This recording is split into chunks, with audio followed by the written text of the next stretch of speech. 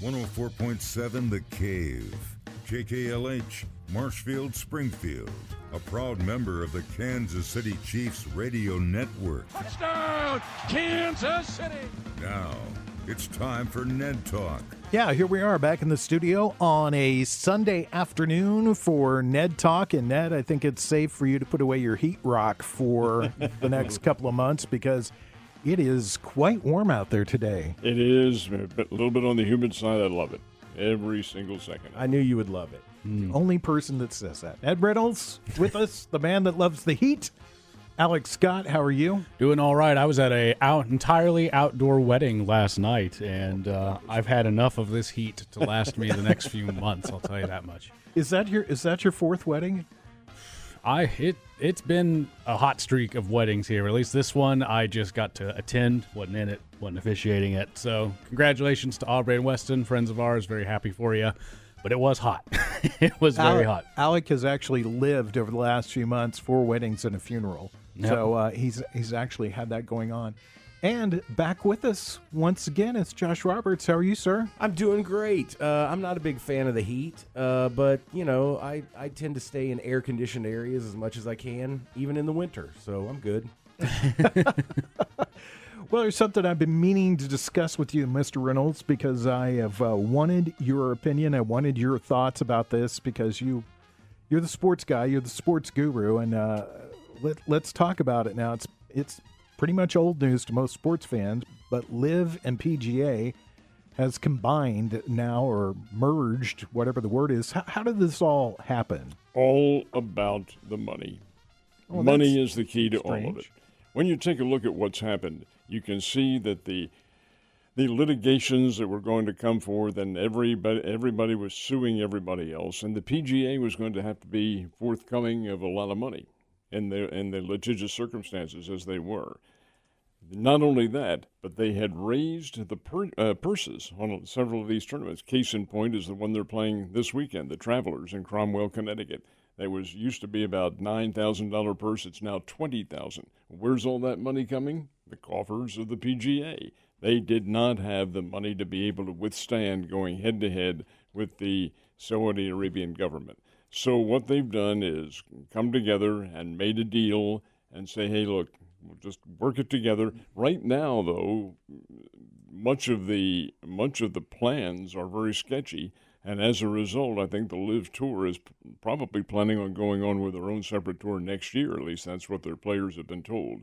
But still, the LIV Tour is not what the PGA is and never will be. It's operated differently. It's the whole scheme of things. There's no TV to it. But the fact of the matter remains they do have the backing, the money, and they do have some key players. So as a result, the two of them have gotten together. And as sketchy as it might be, it is, in a sense, a merger. How does this change what we would see in our normal PGA watching? Does it change it at all? Not at all. So, and not in my opinion, no. So basically, we're just getting Saudi money coming into the PGA. That's it. It's called sports washing, and that's what the Arabian government apparently wants. They want to. They're not only doing it here, but they're buying soccer clubs. They're what was the one that I saw? They've invested in the Washington Commanders of the NFL. They're trying to get their inroads politically into our American sports scene and trying to exert some political influence into it. And they're using their monetary wealth, and it is immense, mainly because we're the ones who discovered oil over there. They didn't, but it's their country. So this is back in the 19-teens and 20s and so forth and so on. But the fact is that they are exploiting what they have, and they have it, and doing it rather remarkably well. So will there be additional tour dates on the PGA because of this? I doubt on the PGA that there will be, but the LIV, I'm not sure how this is going to work. The LIV may reduce their number and combine it with the PGA and bring their players back on that. The PGA plays every week, virtually, maybe not literally every week, but they play right up to early November, for heaven's sake, and then start again in January over in Hawaii.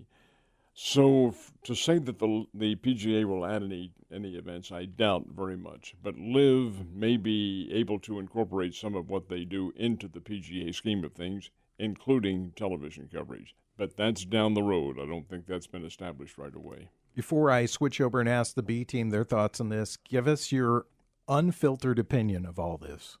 Uh-oh. Well, in all honesty, at first I thought this is a lot of nonsense, a lot of foolishness. Guys want their money, let them go. Heck with their money. But I do understand the political ramifications because of the human rights circumstances. There are no or limited human rights practiced in the Saudi Arabian countries, and that's a violation of the scheme of the way we think, not necessarily of our law, but the way we think over here. So from that aspect of things, it's not positive. But from an athletic standpoint, I see no harm in it at all. Interesting. Alec, what do you think? Well, it's going to be interesting to watch it play out because I think despite knowing the news of it happening, we don't know a ton about how it's going to look when all the dust has settled. But I can sympathize with the PGA players who stayed, who got massive offers from LIV to go and join that tour.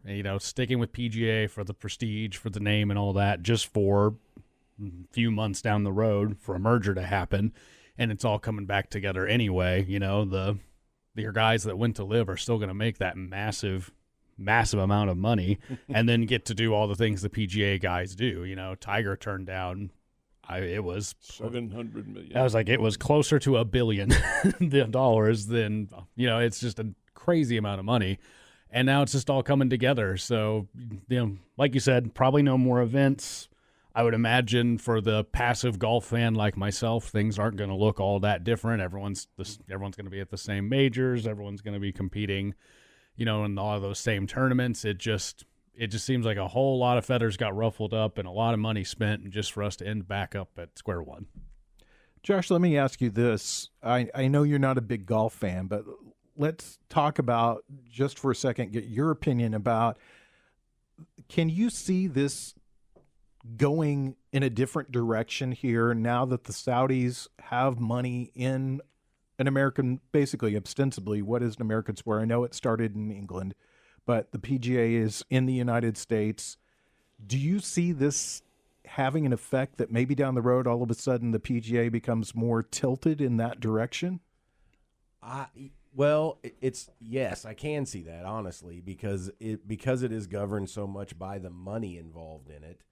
Once they truly have a hand in what the PGA is doing, the money will allow them the influence on what the PGA is doing. And I feel like that could, like what Ned is saying, with all the, with the civil rights and human rights issues that we have with some of these countries, I think it can be worrisome. The PGA is not poor, obviously they generate quite a bit of wealth themselves, but it's unfathomable how much money is involved with these oil barons that are now trying to buy into all sports teams. I mean, like Ned was saying, there are Saudi owners in the English Premier League, and they have been for several years. Manchester City is owned by a Saudi billionaire, and they win almost every year now because of it. And I hate it because and any football purist hates it, because Man City was a mediocre team at best until that investment of money, and they, that's the knock. They've bought all their championships. Yes, the players are great, and the players have to play the games, and there's a lot of, it's different with golf because it's an individual.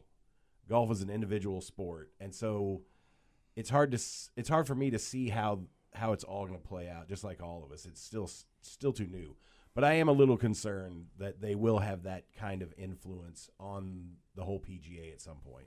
Ned, give us a kind of a capsule too of just what Alec was talking about. Your feelings about how some of these guys, they stuck with the PGA, they turned down big offers, and then now they're basically looking at that they just turned down free money. I don't think the PGA is going to throw these guys out and say, hey, tough luck, you made a bad decision. I don't think they'll do that. Guys like Rory McIlroy and Woods, who were strong defenders of the PGA, I think will receive some benefit. Now, I don't know what it would be. It may not be monetary. It may be who knows what. But I think they'll be at least they'll receive some nod of recognition for what they have done. And has it really cost them that amount of money? Come on, they're playing, I should say, for huge purses. And even the runners up and third and fourth and fifth and sixth, which most of these guys are anymore, are getting a whole lot of money. So, yeah, they didn't choose to get what the Live Tour offered. But I think PGA will say, hey, we'll compensate in some manner. We'll make it worth your while. Now I understand that better. I can sleep fine at nights now because it's keeping me awake. These guys not making enough money. It's really bothering me. My point is, where are we involved? Yeah, where's? I'll tell you exactly how we're involved. We're paying more tickets to get into these events, paying more for When it. will Saudi money come into sports talk radio in Springfield? That's what I want to know. I just want to know when they're going to offer me $700 million. It's Ned Talk, your local live sports talk show. I'm Joe Westen with the B team and Ned Reynolds, of course. We're watching baseball this morning. It's baseball. We're talking baseball. It's been on all morning. The Cubs and the Cardinals in London. Ned, do you like this? I think it has some merit to it as far as advancing the game's popularity is concerned. The crowd yesterday was 54,000. I think it's probably similar to that in London. Of course, this is a unique event. It's the only time they'll play there this year. But they'll have more games coming on. The same with pro football. It's, again, the way of expanding the major leagues of whatever sport that happens to be onto an international scheme of things. And I think that's what the ultimate goal is for all of them. NBA is getting to that level, too. Their games are marketed in Europe and in China and really all over.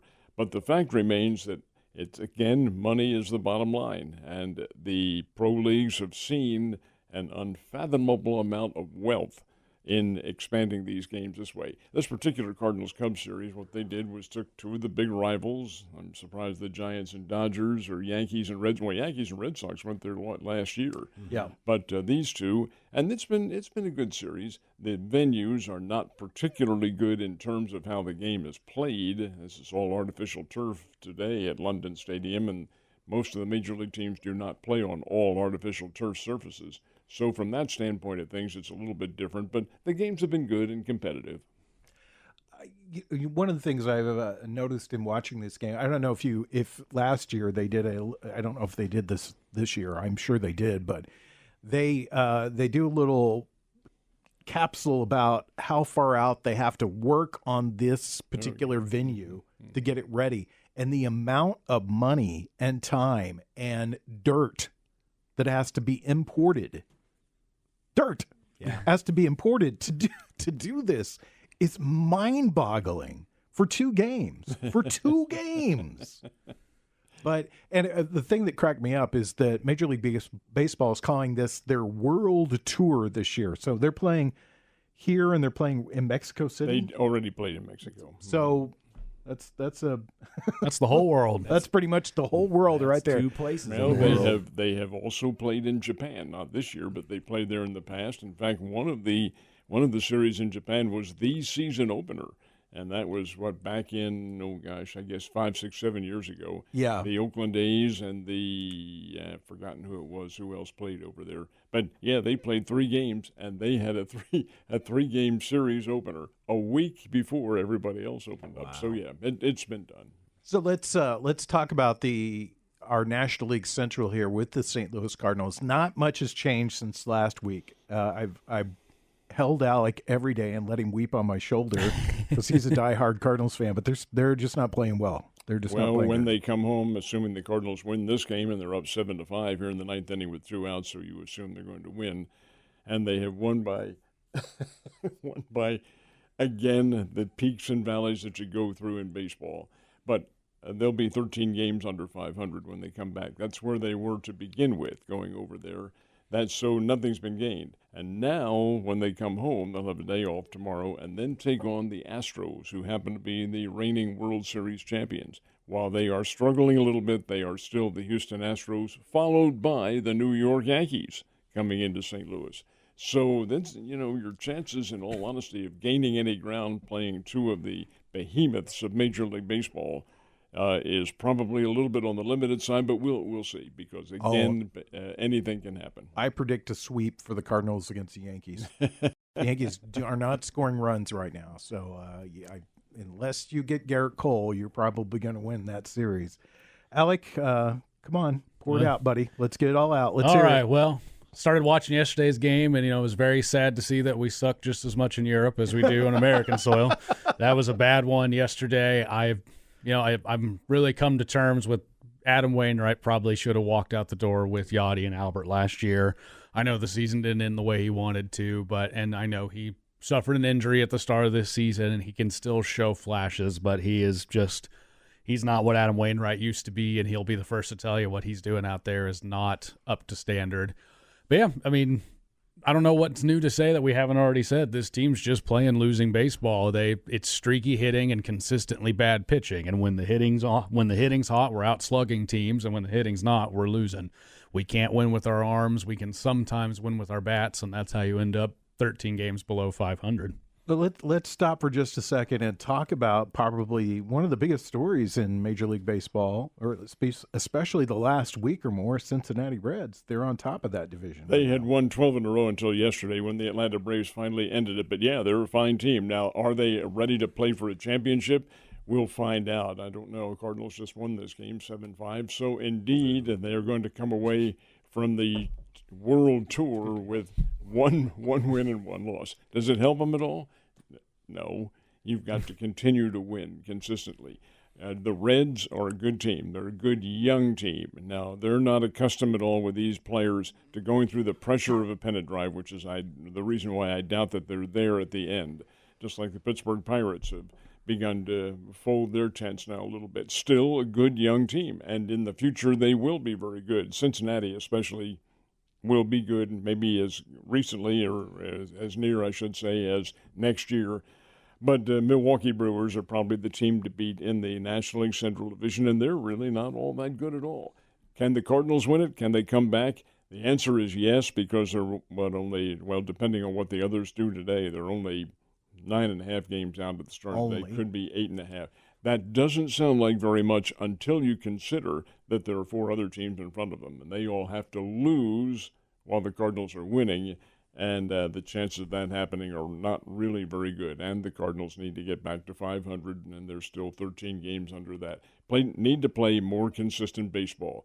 But, Joe, the game in and of itself is so finite that interesting things can happen. Today, for instance, in this game that was played here, Cubs have a 4-0 lead.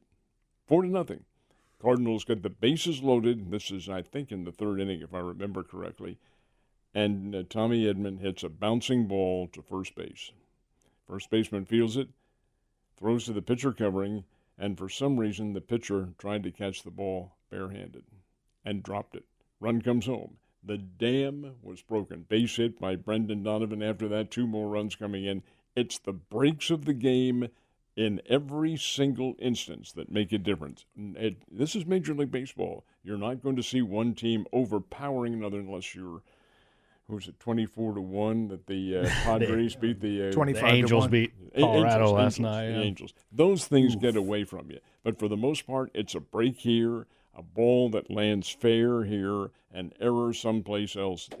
That's how the game is designed, and you never can tell what's going to happen. I'm going to say this, just looking at the standings right now, really the National League Central is anybody's division. But what is standing out to me at the moment, I think the team to watch is Chicago. And the reason I say that, they're 9-1 over their last 10 games. Actually, they'd be 8-2 now after this loss. But they're the only team with the plus differential. They're plus 34. Everybody else, including the Reds, below the differential mark, and that is runs scored and runs given up. So that, to me, means maybe your Cubs, Josh, maybe they can get back in this. Hope springs eternal, right? But let me point out that they are not at the 500 level. Right. They're now they're 2 not. games under. And let me point out that, again, the Cubs won a World Series in 2016, so the pressure is off for another 100.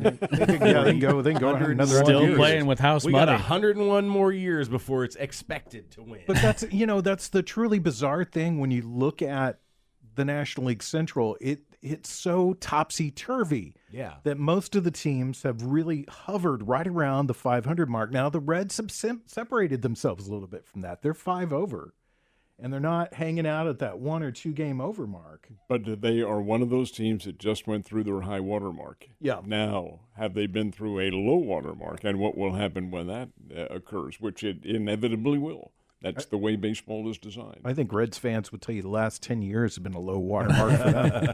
We come back. Well, I think one of the things we haven't talked about in a while is let's talk about Bob Huggins. I want to have a conversation about that when we come back. It's Ned Talk on 104.7 The Cave.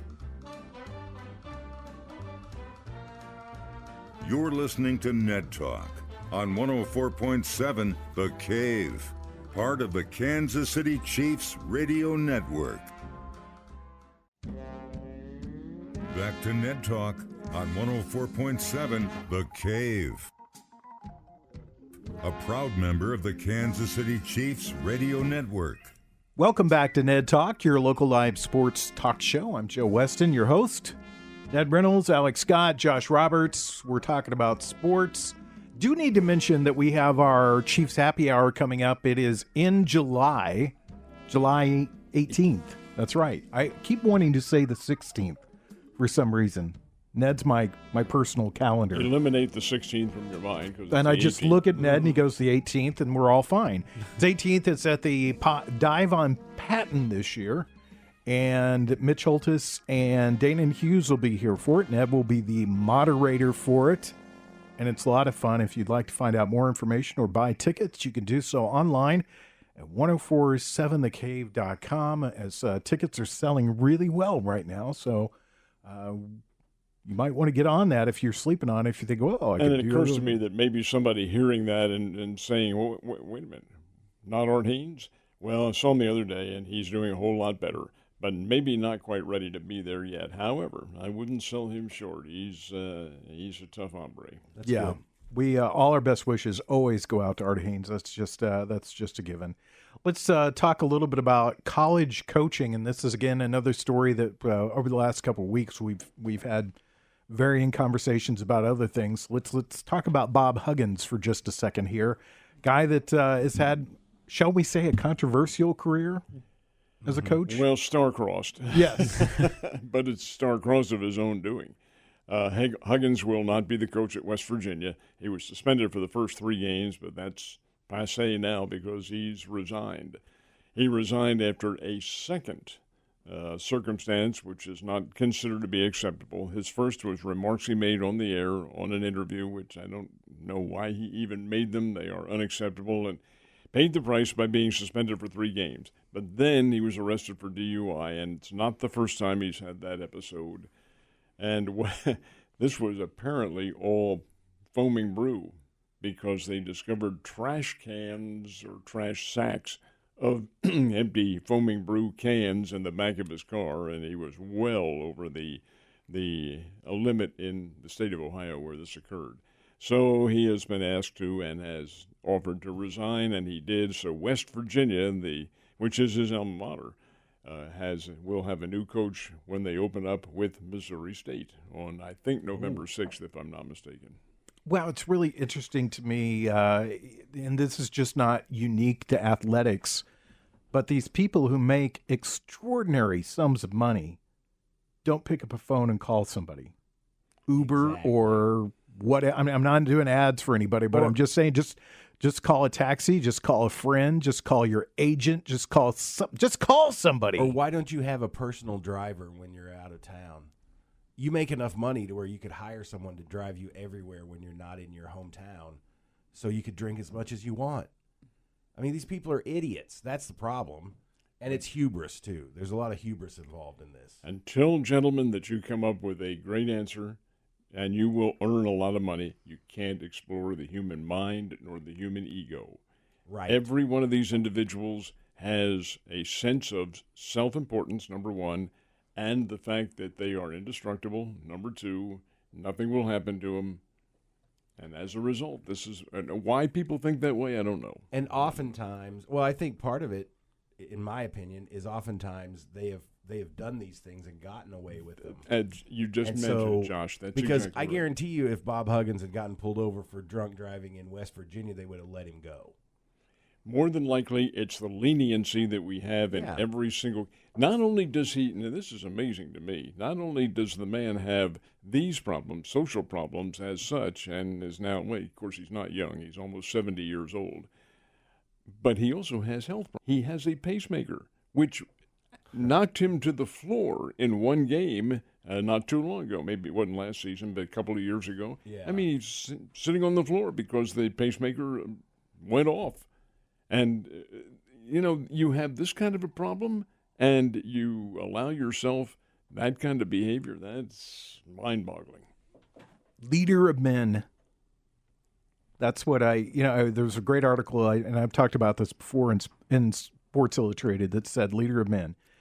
And that goes across gender too. I mean, leader of women. You see these kind of things that happen with actors, with writers, with newspaper people, with TV personality, TV anchors. We've seen that. We've seen it happen in this community a lot lately. Yes, we have. And we see it with in athletics. And Ned's exactly right, and Josh is right too. It's the hubris of this whole thing that you've got to stop for a second and say no. And when will it be the turning point? I mean, the kid from Oakland last year. I mean, he destroyed these people. I mean, there's no alleged to it. I mean, he destroyed these people drunk driving and going 1 billion miles an hour in his vehicle. Now you said Oakland is Las Vegas. Whoever they are, wherever they're at, what's going to wake people up? And I think it was a good reminder bringing up Henry Ruggs to show that the DUI it's not a harmless crime. Never. Bob Huggins got pulled over and thankfully stopped before anything went wrong, and that's the best case scenario in this. And that far too often the worst case scenario happens, and you have a situation where someone's life is entirely upended because someone they care about is killed. And he'd already had his issues, and we've been touching on it. They do these things because they feel they can, and they have gotten away with certain kinds of behavior. And I'm happy to see that the university took a stance on this one and said, we'll give you the option to resign, because it seemed like it was you choose to resign or we kick you to the curb. Right. And, especially these college coaches, as you said, Joe, leader, they have the privilege of shaping young people. And, a lot of these kids are not going to be playing sports at a professional level. Some will, not all. And, that's a big part of a college coach's job, I feel, is to help prepare them for whatever they're going to do next, whether it's academics or professional sports. And that's just not an example you can have your leader setting. But, Alec, you can only go so far with an individual in terms of coaching and teaching. But again, what Josh said, the discipline that you learn at home. First of all, that's where it all starts, at home. You make a mistake, hey, get your wrist tapped a little bit. And you not necessarily physical punishment, but you have to have it taught to you and drilled in your psyche that you don't do what's wrong. It is not acceptable, ever. And I'm afraid we're seeing that in today's society. There's all sorts of leniency and so forth and so on. And while that's not to say it's never needed to be lenient, there are many cases where it is not needed. Josh, your thoughts? Well, I say all the time, I think the worst people to interview are athletes. And I say that not because I don't think they have something important to say or something intelligent to say, but oftentimes they are so ruled by their emotion and the spike of adrenaline or whatever's going on that they say things that they shouldn't say. Mm-hmm. But then that has nothing to do with driving drunk. I mean, driving drunk goes back to what I was saying. These people, and like what Ned said, they think they're bulletproof. They think that the law either doesn't apply to them. That's what Tiger Woods said in that interview all those years ago. He said that he thought the rules didn't apply to him. He knew what the rules were. He just thought they didn't apply to him. And so I think a lot of these guys, they get in these positions, they're told, whether it's an athlete or a coach or whatever, they're told you're the greatest, you're the best, you can do whatever you want. Everything is at your doorstep, and they take full advantage of that until they're like, oh, wait, you mean I couldn't You mean I couldn't drive drunk? Wait a minute. You said everything was mine. So, there's no excuse for it. And going back to what you're saying, Joe, being a leader of men or women, you have an obligation to hold yourself to a higher standard when you are directly influencing people that are younger than you. Going to call you guys into the literary world for a split second. And this is not advanced literary compositions, but Rudyard Kipling wrote a poem, and it's a poem that I think is probably in grade school, maybe 7th, 8th, 9th grade, certainly in high school, called If. And you read every stanza of that poem that Kipling wrote, If, and you will find the determination. It ends with, if you can meet all those standards, you will be a man, my son. It's a proclamation that really was written by a father to his son, but it points out everything that we've talked about right here. Interesting conversation. I find it fascinating. Just not necessarily to Ned. You always like to say society has changed, and it's changed on so many levels. Again, it goes back to money, and then it's also changed in that I hate this conversation, but I'm going to start it. It is the media's in gotcha mode all the time anymore. Right. There's a lot of times when people could have got away with things that they were doing, and now they can't because of that. I think to what Alec said, it's kind of sad that in West Virginia they would have looked the other way. A perfect example of this hits really home for all of us, and that is Coach Reed's son. He had to have been pulled over more than once prior to the accident that injured those folks, and somebody let him go. Yeah. Somebody said, "Oh, you're Andy Reid's son. It's okay. Right. You coach for the Chiefs. It's all right. Going home." But all of those times lead to this time when it wasn't harmless. Right. And that's what everybody needs to think about when these situations come up. We're getting all heavy here. We need to change that. When we come back, we'll talk about something lighter. Ned Talk on 104.7 The Cave.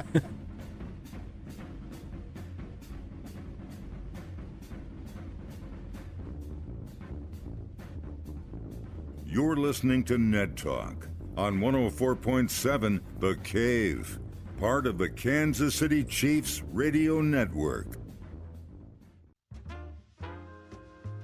Back to Ned Talk on 104.7 The Cave. A proud member of the Kansas City Chiefs radio network. Chiefs Happy Hour coming up July 18th. Got it right, Ned. Got it. Yes. Didn't even need to look at you. Just thinking, what would Ned want me to say here? And I said it. July 18th. Dive on Patton. Tickets on sale right now. 1047thecave.com. A lot of fun. Let's talk about the Chiefs for a minute. How far out are we? You are, again, the human calendar. How far are we out from They opened their first camp on July 23rd, so that's virtually a month, about a month away. That's how close we are to football. That's how close. It's just getting by so fast. It goes by so fast. I mean, it comes back around so quickly, And keep in mind that watching the Cardinals in their games in London, one of them was on the Fox network, and I must admit to you, this is derelict of duty on my part, but they were talking about a football game, a championship football game. The United States Football League is going on. Oh, yeah. And the championship, really, so it's 365 days a year in terms of the coverage. It's wall to wall, month to month, but I just can't put a whole lot of credibility. I know it's good football, I know it's pro football and all that sort of thing, but it just doesn't resonate. Is it good football? No. I watched a little XFL and it was not good football. Right, I did too, not. Joe. It was kind of sad. It's football. It's It is better football than I can play. But that's fair. But that's a lower bar. I had it on just briefly on. We were waiting to leave the house. So I was just flipping channels, and I saw Breland Speaks, former Chief, was playing on one of those. I was like, oh, I recognize that name. That's a guy I actually have heard of. So maybe he'll do well enough that he'll get a tryout on an NFL club again. 'Cause I that's think what all of I them think want. I read where something in the this is XFL we're talking about now. There was something like 70 players who were picked from the XFL who perhaps will get a shot at some NFL team somewhere along the line. I was telling you about this, Ned. I love this. Garrett Cole wagging his finger at the other teams. Part of the gamesmanship of Nice. baseball. Yeah. Chiefs have some business to take care of here because they need to lock up their defensive linemen, right? Well, Chris Jones, he has not signed the extension. Now, he's signed a contract, so in terms of his playing, this is his last full year with the Chiefs. But they don't want him to become a free agent because I know they won't get him back then. And whether or not they're able to sign that extension, of course, if they do a certain amount, that will free some cap space for them to perhaps explore other individuals. But I don't know whether Jones is ready for that. For one thing, if he signs in the next couple of weeks, that means he goes to training camp on July 23rd in St. Joseph, Missouri, where it will be very much less than cool. Oh, yeah. And yeah. Here's a guy who is, a longtime pro. He's an all-pro. He's proven himself that everybody wants him. He's great to. Do I need to put myself through that kind of drudgery? And believe it or not, folks, that does enter into their mind. How important is this, do you feel, to get Chris Jones locked up? Well, considering right now and his abilities now, very important because he's a mainstay to their defense. You have teams running away from Chris Jones and changing their whole offensive scheme of things because of his presence. Now, whether or not that can continue, the life of a pro football player, and by life I don't mean their time on earth, but their effectiveness in the National Football League or as a pro is going to be very limited. That's the nature of the game. Now, whether or not he can continue with that style for another 2, 3, 4 years, I suspect he can because he's huge, number one, and a defensive stalwart, number two, so he may be able to parlay that. But I don't know what the Chiefs think, whether or not they see perhaps some failings in him. I don't know. But I would assume that because of the publicity that's surrounding all of this, that the Chiefs put a lot of credibility in what he can do. Let me ask you this, Ned, and I'll get the opinion of Josh and Alec here too on this. Do you see that maybe they come to an impasse here, maybe the next couple of weeks, and it's just not going to work, and the Chiefs maybe trade Chris Jones? No. Really? You think that they'll keep him for the year? Oh, yeah, I think so, and I think they would risk his going free agency rather than trade him. What do you think, Alec?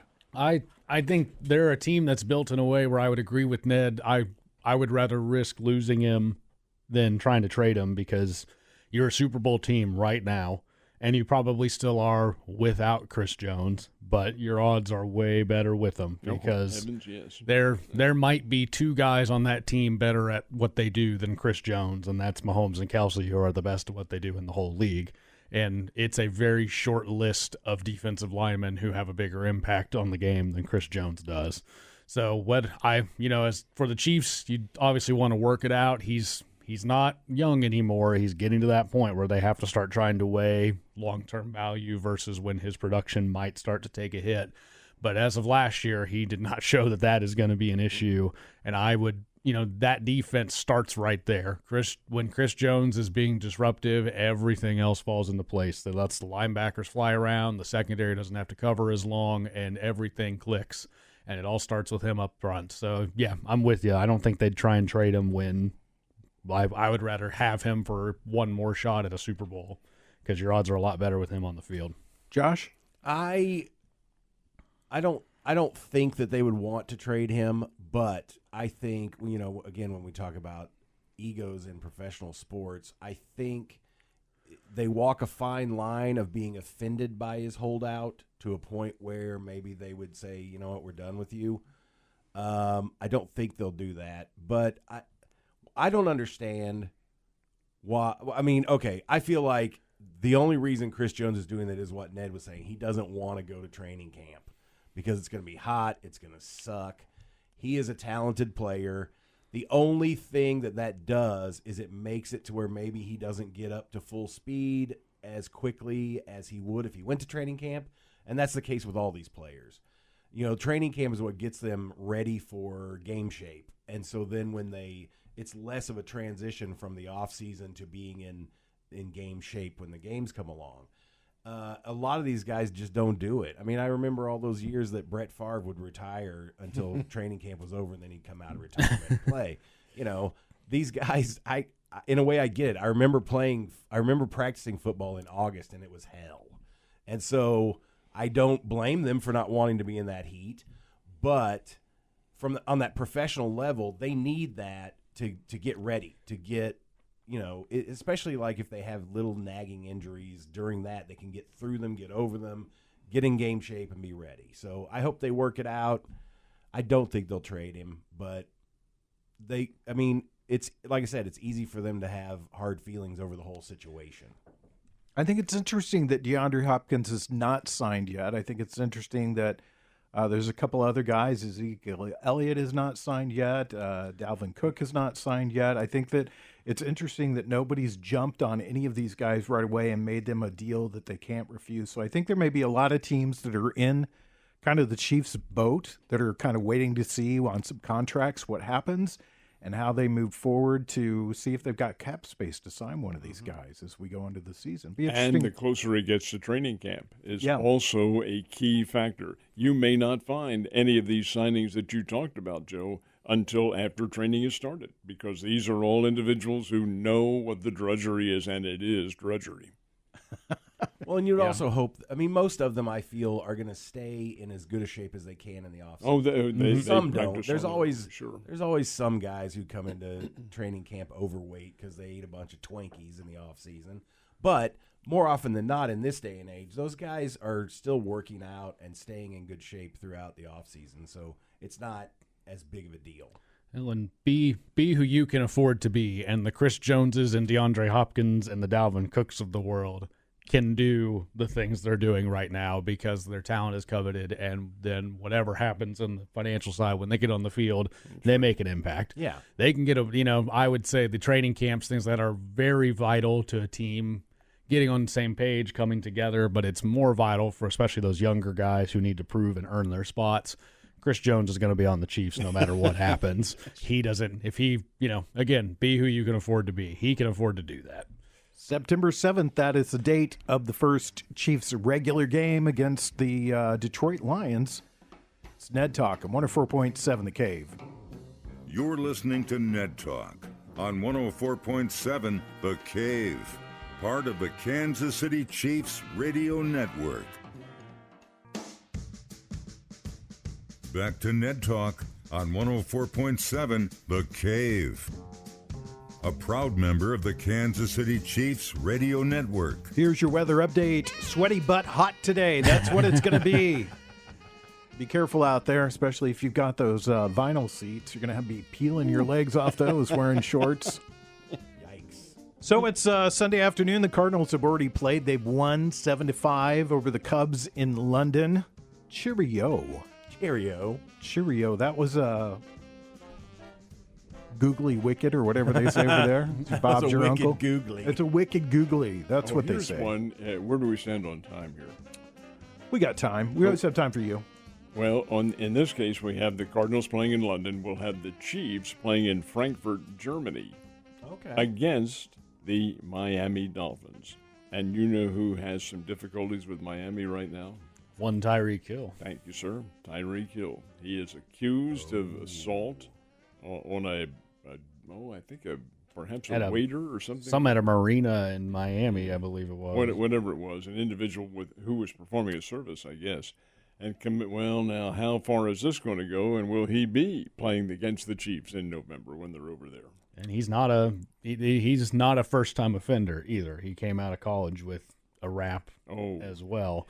And as a matter of fact, several colleges, because he had a problem in JUCO in Kansas, had a problem at Oklahoma State, which got him booted from the team. Don't know about West Alabama, but I know that's where he ended up. Yep, that he's Miami's problem now. That's the way it can be looked at. And so the Baseball's over. What are you going to watch this afternoon, Ned? Are you going to mow the lawn? Nothing. Have some more mowing to do, and it's my kind of weather to mow. You're crazy. Well, yeah, there are people who say that. I hope you wear sunscreen. No, not usually. Does this look like a man who wears sunscreen? The sun is scared of Ned. The sun is scared of Not Ned. that guy. I hope the sun wears Ned screen.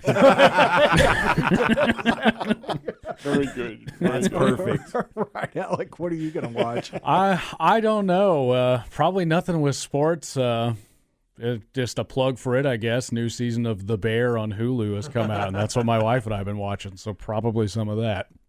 Josh, football. Is there football today? No. Premier League's over. So Do you want to talk about Messi for just a second? Oh, No, we don't have to talk about this. I gave you an opportunity. He signed. He's playing of- in the United States now. Possibly the greatest player in the world. The argument is either him or Cristiano Ronaldo. Lionel Messi is now going to play for the MLS club in Miami. Just like a lot of great Premier League players end up. Well, he didn't play. Well, he played in the Premier League, but he was playing in Barcelona or Real Madrid. Well, I don't know. Where did he play in the Premier He League? didn't. He was just Barcelona and then PSG. Yeah. And now Miami, making more money in those 2 years than I'll ever see in a lifetime. One of the greatest international players, though. Were you watching the Cubs game today on TV? The Cubs Cardinals game. Did you watch it? Like before coming in here? Yeah. I had it on in the Ned, background. did you have it on? Mm-hmm, sure. What'd you think of the full dose of Michael K today?